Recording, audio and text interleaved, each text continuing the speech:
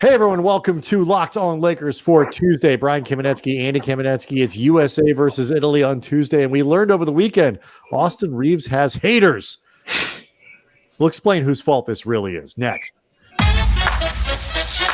You are Locked On Lakers, your daily Los Angeles Lakers podcast. Part of the Locked On Podcast Network, your team every day.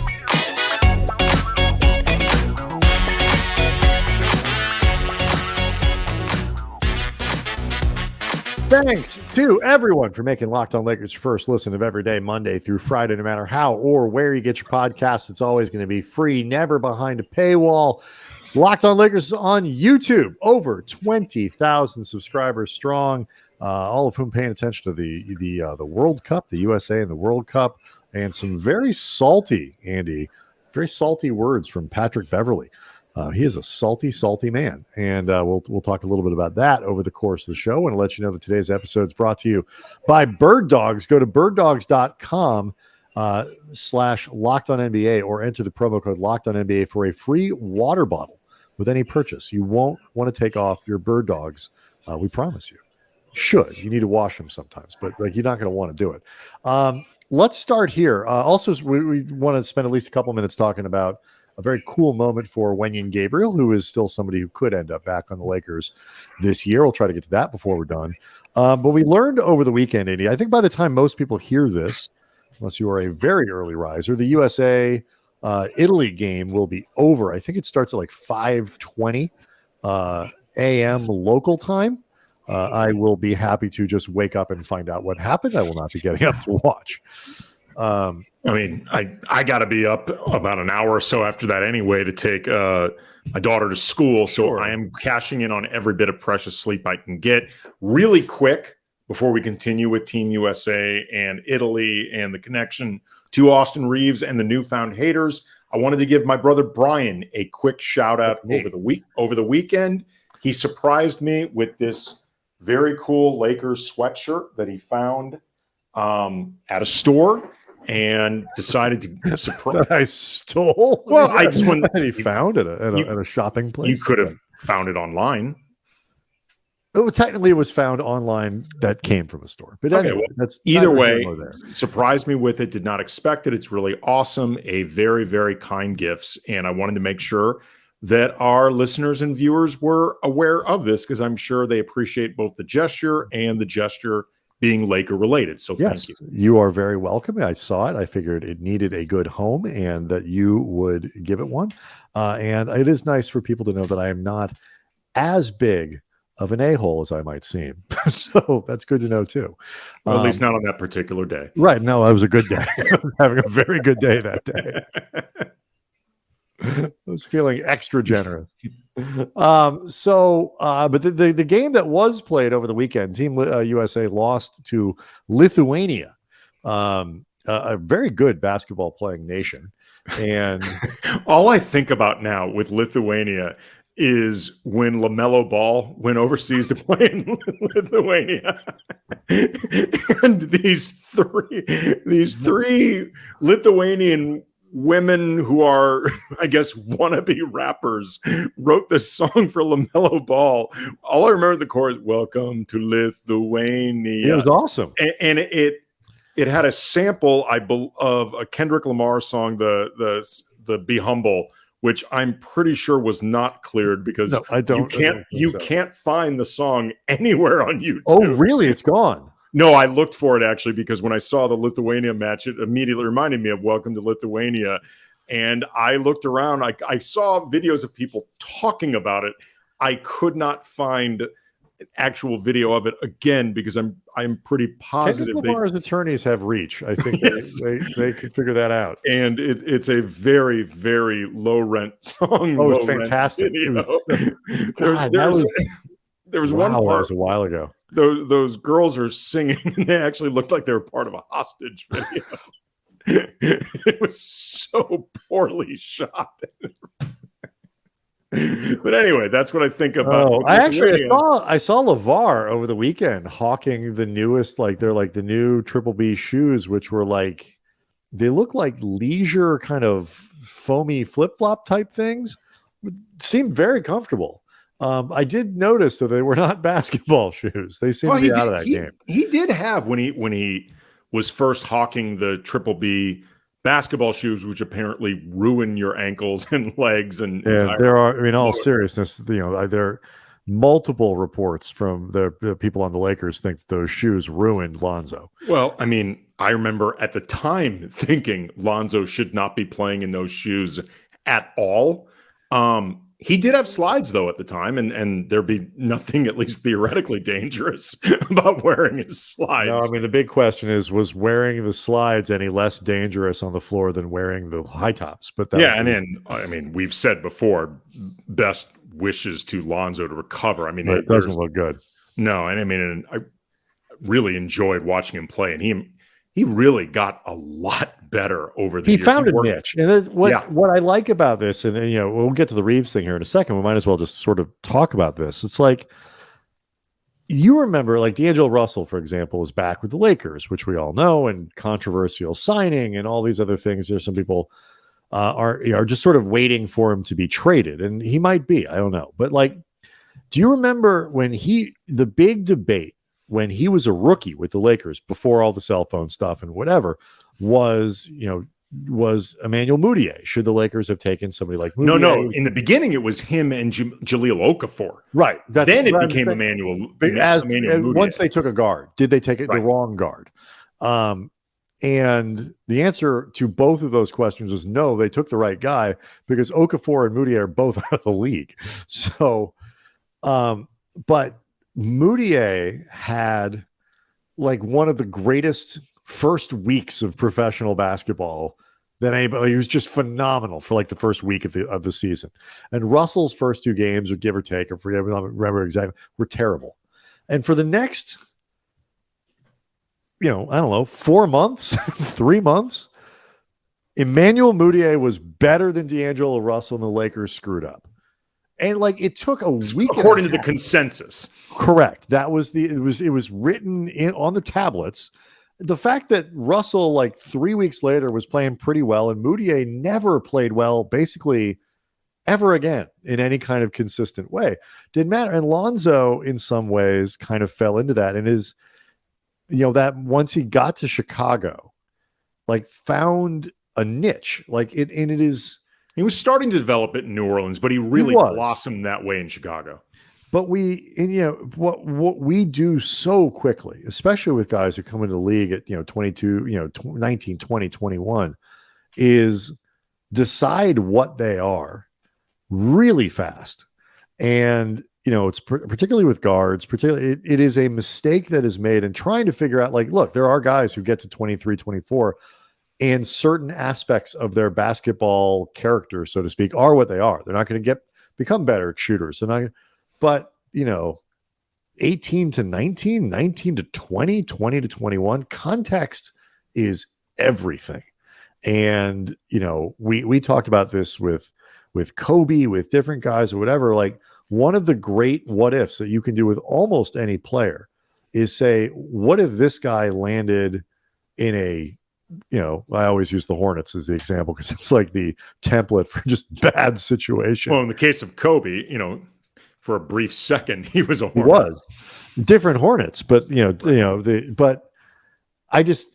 Lonzo's a great example of that. Why you got to be careful both to write somebody off, not to write somebody off too quickly, but also to be understanding of the idea that a player can be something less than the next Magic Johnson, which is what Magic Johnson decided that Lonzo was going to be, and still be really good and really useful. And, a little bit of the Kwame conversation. It's like Kwame wasn't a bust in the sense of like washed out of the league in 3 years, like other people in his draft did. He didn't live up to the hype of a number one pick, but I wonder what would have happened if he had been the fourth pick who went to a decent organization that didn't have Michael Jordan in it.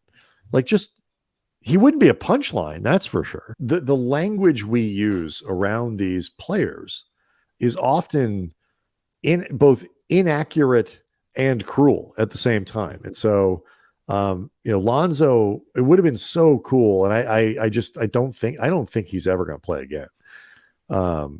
It is a shame because there was something really cool and very different about the way he played. And I think he would have been a guy when it was all said and done, whereas LaMelo is the more spectacular player than Lonzo.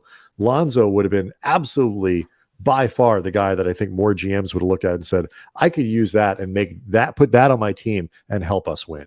Yeah, I mean, hopefully he can just get himself back on the court. But like you, I'm concerned that won't be the case. Let's do the Austin Reaves conversation next, because it's less about Austin Reaves per se than it is about sort of where we are in the NBA conversation. So we'll talk about that next.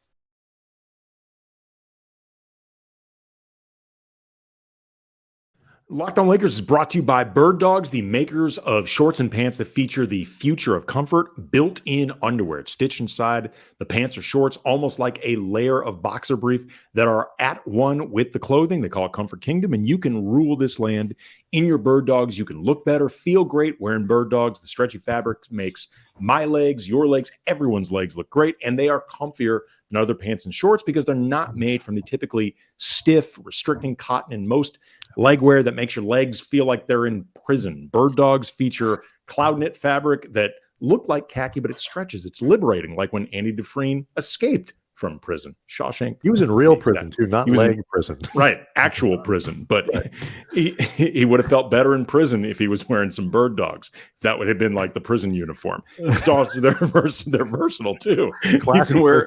That's a federal prison. That's not a state pen. It's club fed. Is right, what it is. Exactly.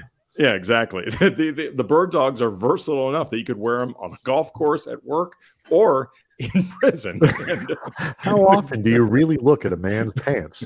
Yeah, the good news is they're designed not to stink with multiple wearings, which again, very, very important if you're in prison.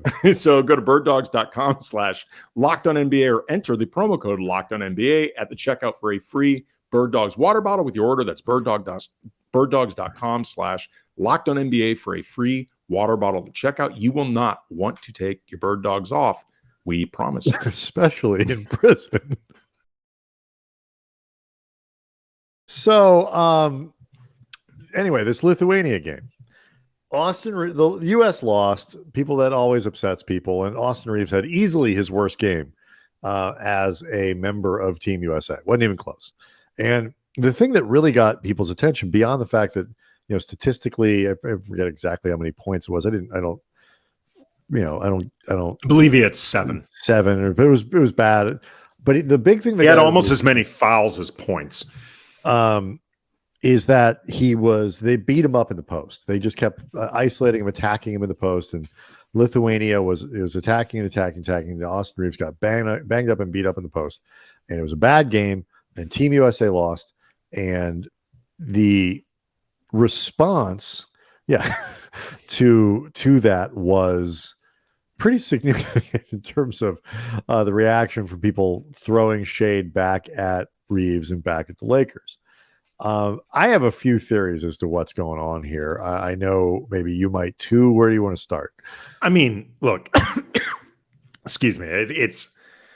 This is in part the byproduct of the Lakers being a team that, because they are so worldwide popular and because they have a fan base that is incredibly enthusiastic, but also loves to remind everybody that unless you're a Celtics fan, they've won more than you. And even if you're a Celtics fan, they've won more recently than the Celtics. Since the film turned to color, we have many, many more championships here. Exactly. And they are not shy about reminding people of this. There can be a lot of, as our two-time former Laker buddy Dennis Schroeder would say, schadenfreude when things go bad for anybody connected to the Lakers, or in the case of Austin Reaves, the most,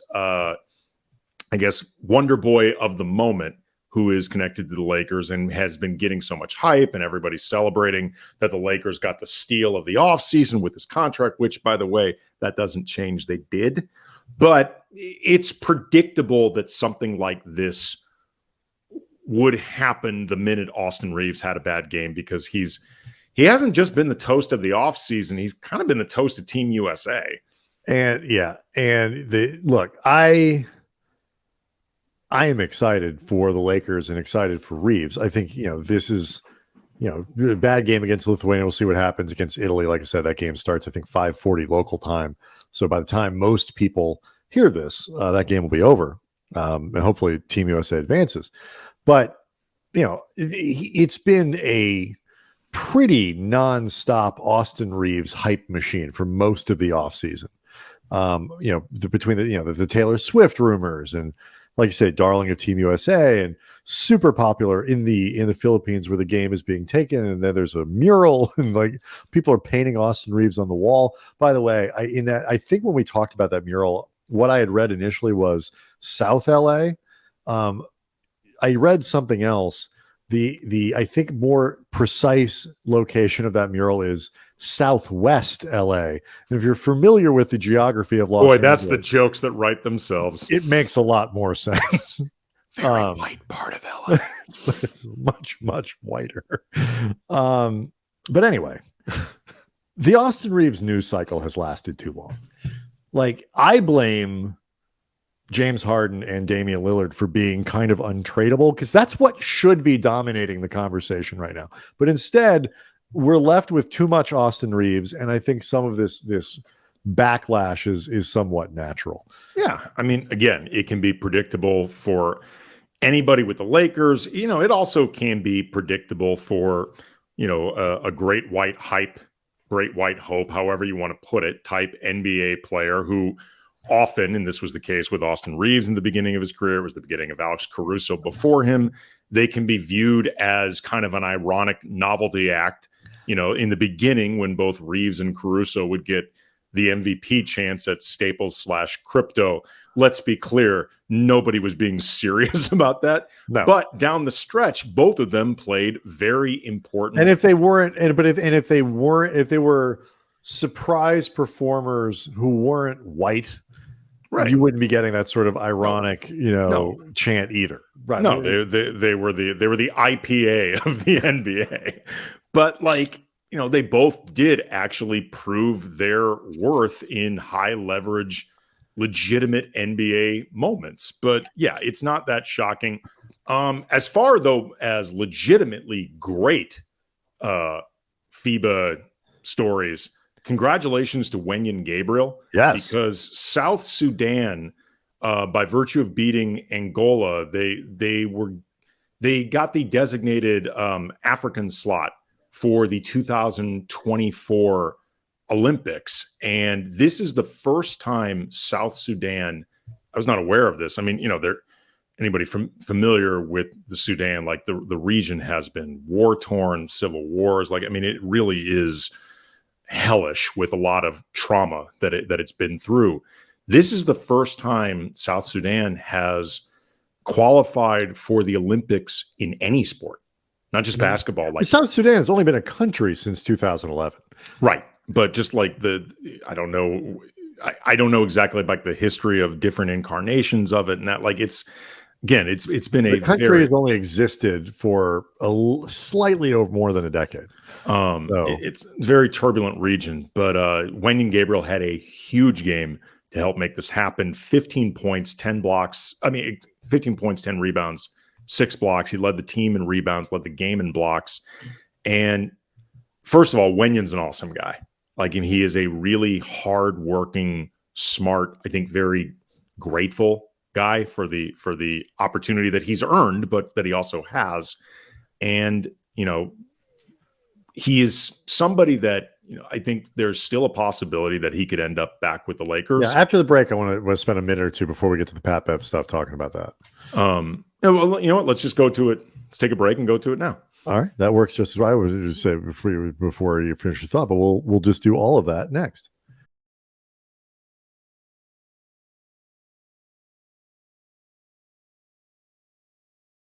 So, we mentioned on Friday that JaVale McGee is going to Sacramento. That contract was actually officially signed over the weekend. So Lakers are still in the market for a 14th guy. And a couple people have mentioned on the YouTube page, why doesn't anybody ever talk about Wenyen as a possibility to fill that? And I think I think that's still on the table is an option. The big issue is that Wenyen doesn't really solve the problem that they're trying to fill. But if they can't fill it with someone else, there's, 20%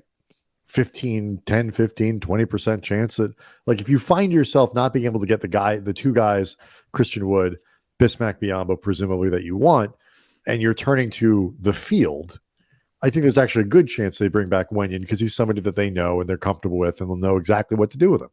Yeah. I mean, the way I would put it is it the best thing in the world if that 14th spot goes to Wenyen? No. But it's not the worst thing in the world either. And we've seen the last couple of years, particularly last season, Wenyen's time with the Lakers, he's very good at playing to his strengths, playing within his limitations, coloring within the lines in a very good way. He does not try to do more than he's asked to do. Does not try to do more than he's capable of. He's very smart on the floor. He's always in the right spots. He can get overpowered, but he does what he's supposed to be doing. And generally speaking, I think good things would often happen while he was on the floor, unless the matchup was just too much for him to physically handle. Basically, I mean, we've talked a lot about predictability as like the thing that you want out of that spot if you can, because Jackson Hayes doesn't have that. And so Wenyen is predictable. He's predictable in a good way and he's predictable in a bad way. I think it would help for them to get a true big. So do I. A genuine center. Because like I said, you can be pushed, Wenyen can be pushed around a little bit. He's a little undersized, offensively is, to say the least, a kind of a work in progress. There's a lot of overlap between sort of what he does and what Jared Vanderbilt does, kind of thing, like in terms of making a lot of things happening by hustling and moving and playing really hard versus Jared Van's better player, better offensively. But they both generate a lot of what they do offensively through activity is sort of what I'm getting at. Offensive rebounds, crashing the glass, stuff like that. And then you want a little bit more traditional rim protection, whatever. But it like when we talked about JaVale, the character aspect of this too. It's like, you want guys, if you can't find the right player and you're like, there's Christian Wood, talent, does he fit the culture? Big question. Wenyen, okay, less talent, much lower ceiling, but he fits the culture that you want. Really quick, also too. Speaking of character, with the South Sudan team, their program has been largely funded by Luol Deng, former Laker, who I know was not terribly popular, but when he was with the Lakers, but really high character dude. And again, it's awesome of him to do that, and it is putting that money that the Lakers paid him not quite a good use. Yeah, you know what? I'm not kidding. I'm like, he took that money the Lakers gave him for not playing, and something legitimately good came from it. Very good came out of it. Pat, let's get to this before we got to go. Pat Bev, salty man, so salty, like super salty. It really bothers Patrick Beverley that they traded him and the team took off. Like, it clearly ticks him off. He was trying to keep them out of the playoffs when he was with the Bulls. And now he was saying, he made news over the weekend for basically saying the Lakers created the problem with Westbrook by using him wrong. Should have started him among other things. But he has made it. This was on Gilbert Arenas' podcast. He has really made it a point to attack the Lakers pretty consistently since they traded him away. Yeah, he said on Gilbert's podcast, quote, all the beef about Russ, maybe none of that happens, talking about if they had used him better or properly. It's ways that you have to operate your team without overmanaging it or overcoaching it. Sometimes you just have to put the dominoes out there. I thought it was bad for the team. I thought it was bad for Russ to come off the bench. He was the heartbeat of the team. They should have started me, Austin, Russ, LeBron, AD. Obviously, I'm not a coach. I'm not here doing politics or how things should have went, but that should have been the starting lineup, but we didn't go that way. Coach had different ideas. We started out with Lonnie Walker and AD got hurt. 1 + 1 is 2. And, Beverley did go out of his way to say that he liked Darvin Ham, thought Darvin was a good coach. Darvin stuck with him through a tough start. He acknowledged that the season was tough situations, but there are decisions that he disagreed with. He also said some frankly wild bleep in defense of Russ, because I listened to this portion of the interview. Talked about how, people call him West Brick and mock his shooting, but he shot 41% from the arc. Maybe he means from the field. He did not shoot 40 to 41% from behind the arc. He also talked about how playing off the bench, that changes Russ's approach or mentality, maybe because he thinks he's on the bench because he hasn't produced the way he should. So now he feels like this pressure to produce. And look, it was made very clear. Russ was put on the bench because of fit issues, not because he wasn't putting up numbers. And secondly, I watched every single one of those games. Russ played exactly the same as he did off the bench as he did starting. Like exactly. One of the things, and I don't mean this to trash Westbrook, because the reality is he did accept a major change in his role. That is a huge change in your role. Yes. And he did it with, I think, as good of an attitude as you sort of could have expected until kind of it wasn't there closer to the end. But until it became like really obvious right. that LeBron wanted him off this team. It's the idea that Russ changed his style. He adjusted to accommodate what the Lakers needed is horse pucky. He played exactly this. Like you said, he was exactly the same guy. They just put different guys around him and gave him more space by coming off the bench to do stuff. We weren't going to do today's show, but some of the Trae Young conversation is related a little bit to this. Maybe we'll do this for Wednesday. But yeah, he didn't change a thing. He was exactly the same guy. No, it really bothers. It's obvious. It bothers Patrick Beverley that this team got significantly better after they traded him. Now, to be clear and fair to Patrick Beverley, it is not solely because they traded Patrick Beverley that they got better. But nonetheless, the minute they traded Patrick Beverley, among others, this team went. To be fair, like the guy they traded Beverley for never played for. No, look, I'll take it a step further. If they had somehow managed to keep Patrick Beverley without bringing in Malik Beasley, or if he just stayed on the team, Patrick Beverley could have found a role with the new incarnation of the Lakers, whatever. But it really bothers him that this team that he declared when he was traded to the Lakers, he declared, now we're going to the playoffs, baby. I'm a guy that fixes teams. I'm a guy that brings winning. And to be fair to Patrick Beverley, that has been a part of his career. He is, I think, elevated, or at least elevated is probably too strong of a word, but he's helped enhance things that work. I think for good teams. I think that's fair to Patrick Beverley. It really clearly bothers him to the point where, because I think he could sense early on that both he and Russ had become scapegoats for the Lakers, in certain ways fair, in certain ways unfair. It turned that situation into like an enemy of my enemy is my friend, the enemy being the Lakers and Laker fans and Laker media. Because those two used to hate each other, like genuinely hate each other. It is crazy, and like guys like we talked a lot about this. Like the professional athlete is famous for Reaves was talking about this. Like all the people who think he sucks. Like got plenty of fuel on this weekend with the Lithuania thing. By the way, of all the things that somebody could be like, oh my God, Austin Reaves got cooked, and like that shows of all the things that could have been in that tournament that did that, being beaten up in the post defensively is probably the least important thing that could have been exposed. Like, okay, fine, great. He's not a great post defender. This is not a thing that's going to happen in the NBA. First of all, he's actually been fine in the post, but that's not the point. But anyway, Beverley is one of those guys who has to do that thing mentally to give what he believes is the edge he needs as an undersized older player with limited, more limited skills. What he needs, like that is what keeps him in the league. Is so he can't even relax with a hit podcast. No, and so I know I do. No, I mean, his podcast does well. We see the iTunes ratings and stuff. It does well. It's really successful. It's no Paul George, but still pretty good. But like as a guy like that gets older who relies on that sort of thing, we see with Draymond, like the level to which they have to start to ramp that up.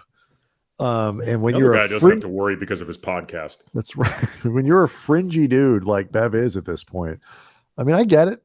Like, I'd forgotten that he's with Philly now. I know. I actually looked it up to see like who he signed with. I didn't know off the top of my head. I had no idea. Look, it is August. I've got October, all of training camp. Let's just remember who went where. Like I don't need to know that right now. Oh, you know what that means? Him and Trez reunite. Sweet. I do. I mean, I got a fantasy football draft again on Wednesday. Like I've got things. Like I will catch up on 13th, 14th, and 15th players on NBA rosters when the time is appropriate. Anyway, so plenty to cover this week. We'll try to get some guests lined up as well. Locked On Lakers on YouTube. It's where you can go to see the show, hang out with over 20,000 subscribers, and leave comments, leave questions, talk about Austin Reaves, how he does against Italy. We'll see everybody on a Wednesday.